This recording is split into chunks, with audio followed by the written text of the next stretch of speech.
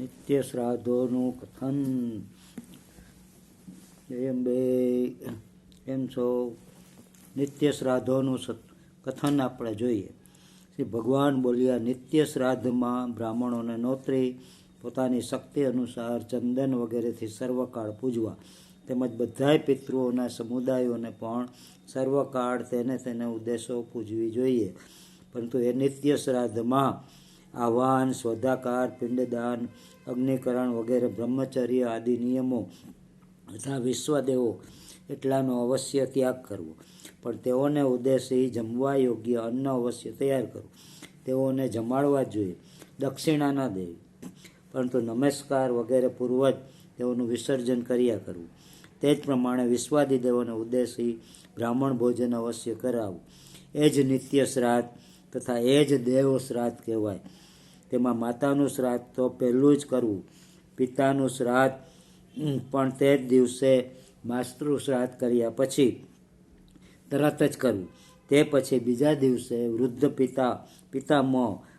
પિતામહનું શ્રાદ્ધ કરવું. તેમજ માતામહગણ, માતાના પિતા આદિ સમુદાયનું પણ શ્રાદ્ધ તે પિતામહ આદિના શ્રાદ્ધ પછી જ કરવું. પરંતુ અલગ દિવસે જુદા જુદા શ્રાદ્ધ કરવા. જે શક્તિમાન ન હોય તેણે એક જ દિવસે ત્રણેય શ્રાદ્ધ કરવા. તેમાં આ ક્રમ અવશ્ય જાળવો. પ્રથમ પિતૃઓને ઉદ્દેશી, તે પછી માતાઓને ઉદ્દેશી. પણ માતાઓના શ્રાદ્ધમાં જો બ્રાહ્મણો ન મળે તો ઉત્તમ કુળવાન પતિ પુત્રો સહિત એવી સાધ્વીઓને તથા 8 સ્ત્રીઓને પણ અવશ્ય જમાડવી.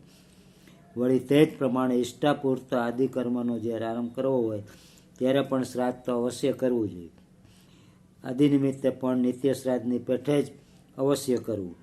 નિત્ય શ્રાદ્ધ, દેવ શ્રાદ્ધ, વૃત શ્રાદ્ધ, કામ્ય શ્રાદ્ધ, નૈમિત્તિક એ નામના શ્રાદ્ધોને જે કર્યા કરે છે તે હર કોઈ કાર્યમાં સિદ્ધિને સફળતાને મેળવે. તેમજ મરણ પછી પણ મુક્તિરૂપ સિદ્ધિને પણ અવશ્ય મેળવે છે. વસ્તુ એતસ્ય શ્રાદ્ધ વિધિ કથન મસ્તે. જય અંબે. મંગલ કરજો. મારી ચેનલને સબસ્ક્રાઈબ કરજો, શેર કરજો.